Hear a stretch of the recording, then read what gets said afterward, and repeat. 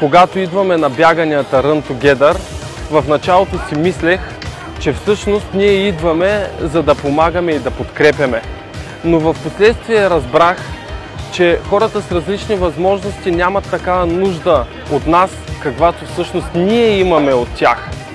И това го разбрах благодарение на седмото ни поредно участие на маратона, когато всъщност започнах да виждам как въпреки предизвикателствата, които имат пред себе си, те не се отказват, не спират, продължават напред, поемат отговорността в тяхни ръце. Радвам се да участвам в Run Together, понеже ще вървим рамо до рамо с децата, които са с специални потребности и ще извървим заедно пътя към финала.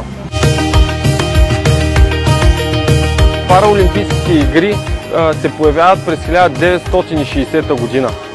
Тогава хората, специалистите, докторите, експертите казват: не изкарвайте хората от институциите.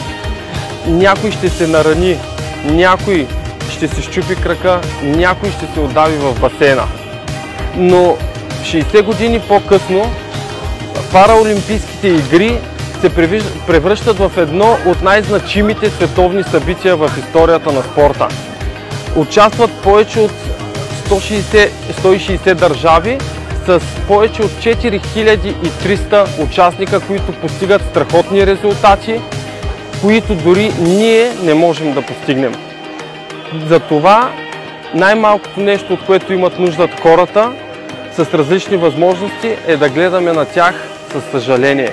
Ние трябва да гледаме на тях с уважение.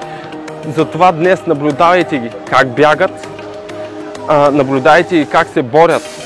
Вземете пример от тях и гледайте на тях с уважение.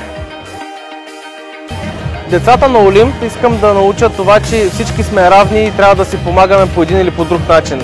Да вървим заедно пътя, да градим напред, да си помагаме взаимно, без значение кой с какви потребности е, понеже ние помагаме на тях, както и те на нас, по един или по друг начин. Ние учим от тях, както и те от нас. И да ги подкрепяме и уважаваме.